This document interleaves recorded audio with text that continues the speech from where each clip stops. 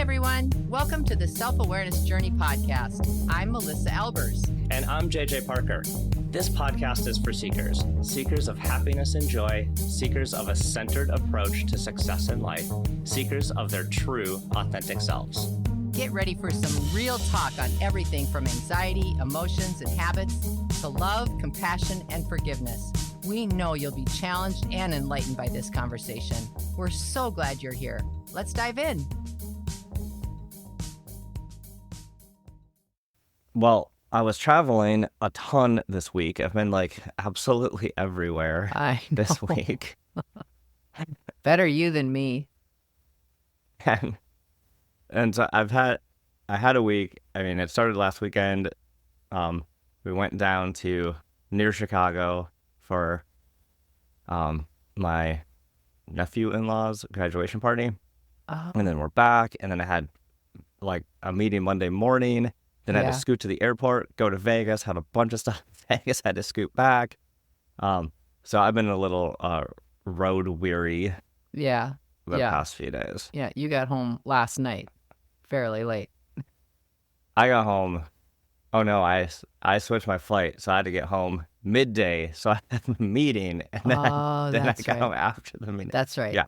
Anyway, so a stacked deck, as they say. Yes. Yeah.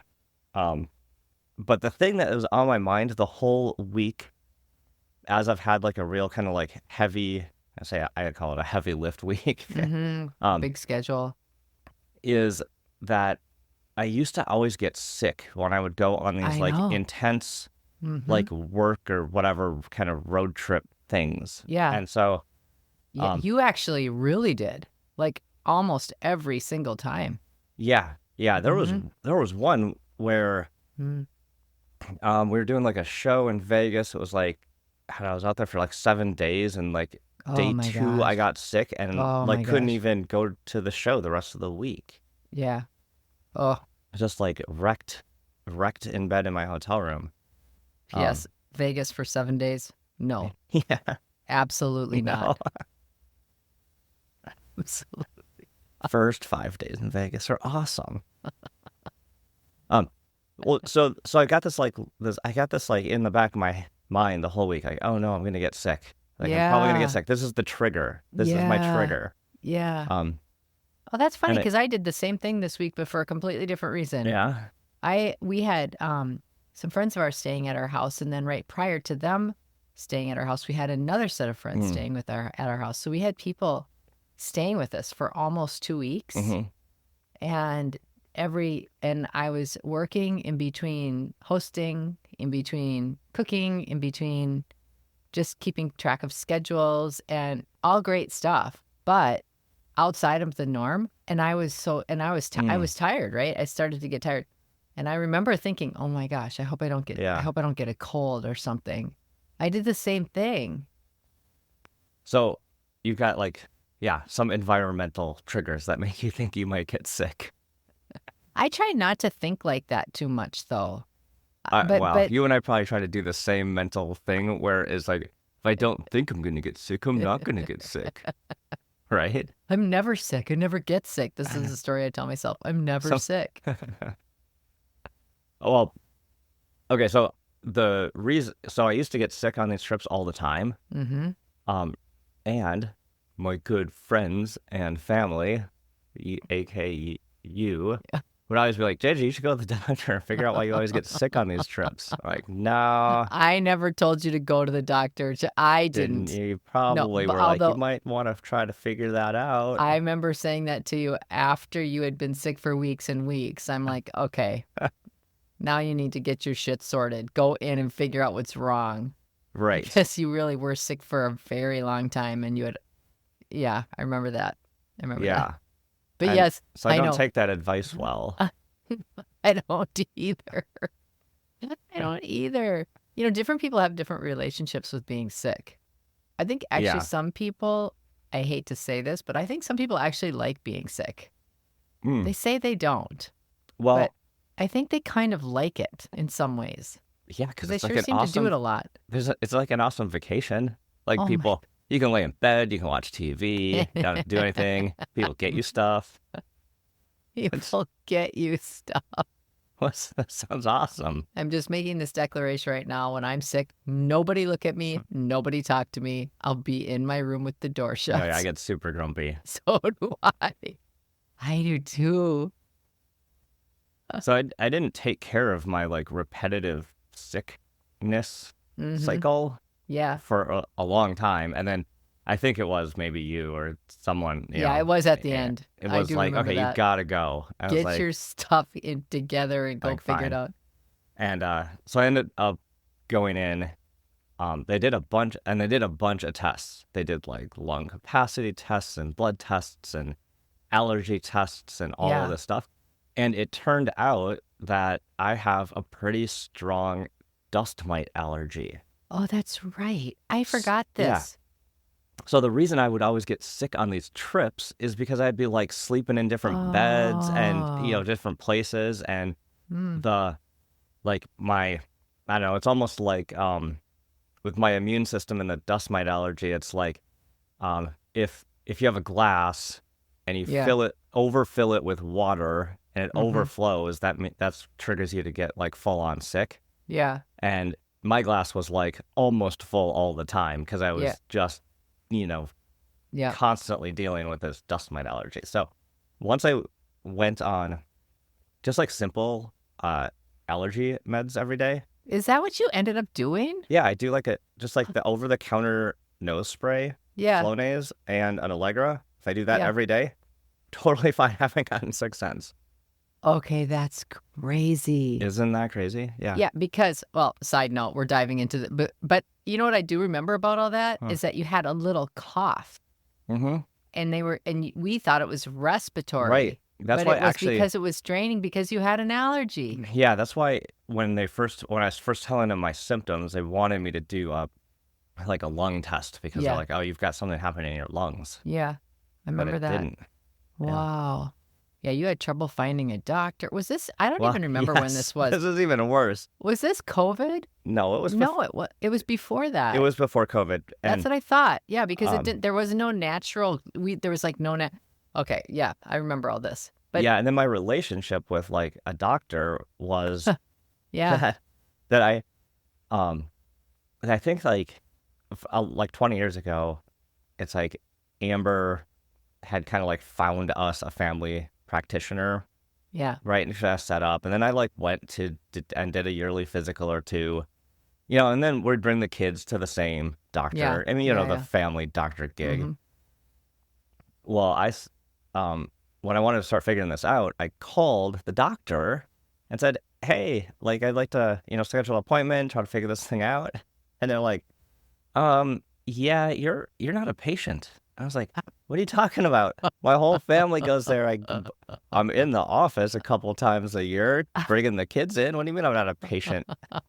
They go like, yeah, you haven't been here for like 12 years. And we just like automatically take people off who haven't come in a long time. And at this time, we're not taking new and then they're like, we're not taking new patients. I'm like, what? What?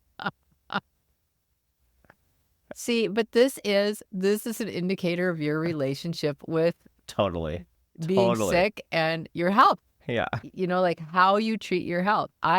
For me, I have the same doctor that I've had for like, I just asked her when I saw her last week because I go once a year, right? And I was like, hey, how long have you been here? How long have you been my doctor? It was like 26 years. Wow. Yeah. And she's younger than I am. She's so awesome. Very analytical, right? But even so, I hate going to the doctor. I hate going to the doctor. I will avoid it at all costs. Yeah. Why? Why do you want to avoid it? Like, is it scary?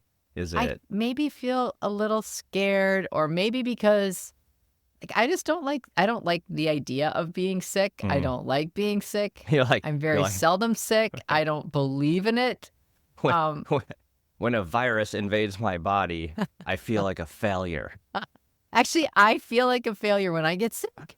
I feel like a failure when I get sick. And I'm never sick. Like, I'm just never sick. I'm not knocking on wood now. I'm knocking on my head now.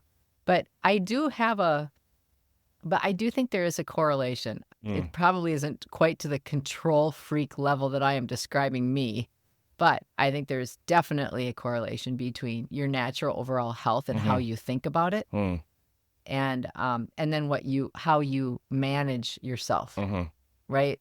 Like, I do think there's obviously there's a huge connection between all of those things. Yeah. So what are some of those things? Like I know people that routinely, like nice and routinely go to the doctor. Yeah. Very consistently. Mhm. Like, for like wellness checks and I and have things to like do that. The reason I have to is because I have a history of family high blood pressure. So I've had to be on high blood pressure medicine since I was in my early 30s. So not because just because I have That's a just family history of genetics, it. yeah. So when you're on that, you have to have a doctor. You have to have a doctor appointment once a year just to check all of your blood and all of your, whatever, Yeah. all that stuff. So I am forced into it. But honestly, if I did not have that, I don't think I'd go to a doctor for 20 years. Yeah. And I don't think that's I don't think that's good necessarily, but I'm just saying that's my relationship with it. Like, I hate going to the doctor. I hate it. Yeah. Yeah. I mean, I'm with you there. It's the interesting thing is, like, why would most of us, and we're talking about like general healthy adults, Yeah. like I've got my little story about having allergy and, but there's lots of people with much, more significant health things. And we're Yes, not of really course. talking about that, right? We're just kind of No. talking about like General overall, general the stuff overall. that you have something to do with, Yeah. because I do think there's a definite shift in that. Yeah, we're not talking about long-term illness, Yeah. but there is definitely a connection between how you feel about yourself and your overall mental health, how it manifests itself physically. Well, And I always like really work to stay focused on the positive aspects, period. Like about almost everything anyway, yeah. including my health. So one of the things about, I think, generally the medical environment, it's like a break fix model. It's like you only go if something's broken. Yeah. And every time I go Right. to do like a yearly checkup, I am underwhelmed with like I know. like what it is. It's just like, okay, don't eat the night before, come in, like, poke, here's some blood, you're fine, see you in a year. Yeah. Yeah. This does not feel like overall wellness. This just feels like I checked the box, make sure there's nothing horrible wrong. A tune up. You just brought your car in to get the oil changed. Not even that. They just did an inspection and didn't do any work. They even kept you in the car while they did it. It wasn't that long. Well, yeah, I think too, like when I was young, being raised by my mom who was single often, she had to work and we lived on what she made. And so she couldn't be gone. So when I was little, if I was sick, I had to be pretty sick in order for it to even be validated, because she didn't want to miss work. So I remember I would get strep throat. That was awful. I got strep throat a lot when I was a kid. I had my tonsils out. But I remember she would stand over me and, "Are you really sick?" And I would feel guilty about being sick. And I think probably that's why. Well, I'm sure that affects you today. I'm sure it does. And here's how I know it does, okay? I mean, it's terrible, but I am having a little sense of humor about it because now I'm like, I'm not sick. I'm fine. I'm going to be just fine. But if I can't overcome it and I have to go to the doctor, I feel like I failed. I feel like I failed. Like, oh, am I really sick? Oh, turns out I am. Look at this. We're getting to root causes today. Oh, look at that. I do. It makes me feel weak.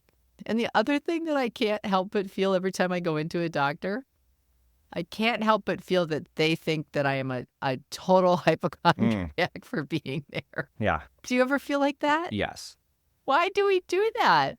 Their whole livelihood is based on people seeking them out for their medical advice. I wonder how they'd feel if we thought, you don't really care. All you think are we're all hypochondriacs. I think what affects me with that is so many times, I mean, especially with my like allergy cycle, Yeah. so many times the answer from the doctor, and even with the kids, it's like 9 times out of 10, the answer is, oh no, it's like a virus or it'll run its course. There's nothing to do. Like the Yeah, result that's the is, worst. yeah, the result is nothing. The result is go back home and wait longer. That's the advice. And so, given if you Please get pay me your told, $35 copay yeah, and we'll charge the rest of your health insurance $700 for this. right. So if you get that answer over and over and over, to me, it leads to like, why would I go? Because all they're going to tell me is to go wait longer. So I just stay here and wait longer. Do you know what, though? How many times have you taken on that attitude and you've been straight up wrong? Hey, do you remember when I got that? Remember when I got that huge fall and I had that huge thing in Yes. my hand? Yeah. And I had to go to the emergency room. Your hand and swelled up like a cartoon glove. it doesn't look like a teddy bear hand. And there was something in there. And they're like, well, we could do this or we could do that. And I was like, I'm sure it's fine. And then they never questioned me. They're like, oh, okay.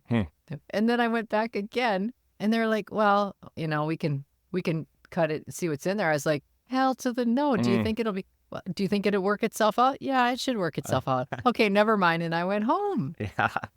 And how many weeks later did I have to have surgery to have it taken out because I was informing them what was wrong with me. But they didn't really argue. Yeah, that's interesting, isn't it? Isn't it? Wouldn't they have argued? Well, I mean, not argued, but yeah. That is interesting. Like when I think about it, I just wonder how much did I actually, influence impact that. Yeah. Yeah, because I was being a pill, thought I knew best when I obviously did not know best. Yep. There's a lot of people, I think, that do this, that think they know best, or they self-diagnose, and it's not right. Yeah. It goes both ways. Like if you self-diagnose on the internet, then you have all of the things. Yeah. Doc, I have every single symptom of this really rare disease. And the doctor says, really? Have you spent time in Southeast Africa in June when that bug that carries that is there? Yeah. Never been, but I know I've got it. I did that for just a minute when I was going through like the final, right before I learned I had a dust mite allergy. I was like, oh yeah, there's clearly radiation in my house. People are funny. This like WebMD, people don't diagnose themselves on WebMD. Don't do that. Don't do it. And don't argue. Don't argue with the doctors all the time. Now, there's probably people listening going, oh, we should totally argue with the doctors because oftentimes they are looking for something to be wrong when there's nothing wrong. Well, I mean, yeah, and frankly, to me, being a doctor, it would be awesome to have an MD like on as a guest sometime because I'd really love to hear some perspective on this. Because that is interesting. Like, humans are not very good at describing their ailments and what's happening and all of that. And doctors are human too. So it's like two like squishy things trying to figure out like a scientific answer. Just trying to find a straight line. Yeah. Two squishy things trying to find a straight line. So I'm sure they're influenced by your attitude. The only information Your they have history. is the crappy information that you're giving them. Yeah. The other thing is, like, if you think about doctors, generally speaking, they got into those roles because they are extremely analytically minded, right? They're very used to looking at data and maybe factoring in how people are acting. But most of the time, I think they try to really clear out the decks of any emotion so that they can just see pure data. And think about how that makes humans feel when they're being asked very data-driven questions. Sometimes you feel good that they're doing that because you feel like they're actually going to get somewhere. But don't you think there's also that place in there where you do start feeling like they think you're a hypochondriac? Like they're trying to diagnose something quite specifically, and they're trying to keep their emotions completely neutral, which is what they have to do in order to actually scientifically prove or disprove any theories, you know? Yeah. The other thing I think about doctors is I bet it's a super frustrating job when a patient comes back. You tell them like, here's the thing you need to do. Yes. Go off and do it. I'm talking about like oftentimes it's like diet, exercise, all these things. They come back a year later, Vaccinations. have done none of the things, and have the same problems. And have the same exact conversation. Yeah. I bet there's some that is just so repetitive. I am one of those people when it comes to vaccines because I do mandatory vaccines and COVID, but I don't do any non-mandatory vaccines. And that really is a problem for doctors often, because I get the whole litany. Have you had your shingles? Have you had your tetanus? Have you had your whatever, all the things? And I'm like, nope. Are they mandatory by law? No, I haven't. No, I have not. Yeah. You don't have a tetanus shot? No. Wow. Well, how often do I step on a nail? That's where you and I differ. Yeah, but you're in stuff more. I get poked by rusty nails all the time. It was like a month ago, I'm like cleaning out like our closet. Did I tell you this? There's like we have this giant bucket of Legos from when the kids were little. I'm like, I gotta get rid of all these Legos or do something with these Legos. I'm digging through the Lego bucket and there's like literally a giant rusty nail in the Lego bucket. Like, why? Are you kidding me? No, like the kids' Lego bucket has got a rusty nail in it. Nice. Like a big one, like 4 inches long, like a spike. Did you get punctured by it? No, but I just thought it was funny. God. Like, jeez. Were there a bunch of pills at the bottom of it too? Yeah, Good right. grief. Good parenting over here at the Parker house. Okay, so let me ask you. Like, what would make your doctor experience like really enjoyable? What would motivate you to enthusiastically show up every year, or when you do get sick, say, you know what, I'm excited to go and to the doctor? Absolutely nothing. Nothing. You're a lost cause. I am absolutely around the bend. I don't like going. And I have the greatest, I go to the same place all the time. It's very predictable. I know exactly what's going to happen. I know this doctor quite well, and I still hate it. I just don't like being sick. I don't like being around sick, like that kind of thing where you're all thrown together in some sort of cesspool. Like when I had that hand injury and I was in the emergency room, it was in the high period of COVID. So every single chair was taken with people that had COVID. Oh yeah. Like, especially if you're in the hospital environment. Yeah. Like the whole thing. It's like the combination It's a downer. like the combination of like movies and TVs shows that kind of dramatize. Yeah. Like hospital environments. And then actually even being in the hospital, it's like masks and gowns and it like all of those things are kind of scary. Yeah. Yeah, scary. Yeah, scary. Yeah, because I was just reflecting, like if I go to a hospital, most of the time if I'm going into a hospital, it's to see someone, and I will be very intentional about being energetically optimistic and positive. Not overly outwardly, but I just mean I make that intention that I want to make a difference and let that person feel safe and sunny for a little while when I'm with them. Like I just do that because I think it is scary. There's a lot of stuff that when you feel out of control with your own body systems, I think it is really scary. Because we do like to have control over all things as human beings. Or even have someone else just say they're going to take care of everything for us. But you get into an environment like that where it's very unknown and it can be really scary. Well, I like that suggestion that, whether it's just going to your yearly physical or visiting someone at the hospital, or actually you have to be admitted for some reason. Yeah. Really working on your mindset and that's critical. And your past experience, right? Like your current experience might not be like your past experiences. Right, exactly. And so really trying to break that mental cycle. Yeah. And I was going to say, I have a doctor now that I routinely see like every year. And during that period where I was trying to figure it out, I had gone to like a variety of different doctors, Mhm. you know, and frankly, I one remember. doctor like literally told me like, "You're fine, go home." I'm like, look at I had this like, I had my notebook and I had written every time I got Yeah, sick, and it was like every 2 weeks. I'm like, does this seem normal? She's like, yeah, most people get sick like 12 times a year. I was like, BS. Like, no, they don't. that's not true. So No. anyway, it wasn't until I kind of like found a doc that like fit what I want, you know, my style Yeah. and what I wanted. Yeah. Yeah, Um, totally. and from that point, I was like, okay, let me change my mind around this. So instead of like being real negative around Hmm. these interactions, let me like I found the right place for me. You stayed And consistent looking until you found it. hmm That yeah, I was one thing. jumped You from advocated for yourself doctor in to a way doctor. that Yeah, made you feel good. yeah. Yeah. So now I feel You know, much better about going to the doctor.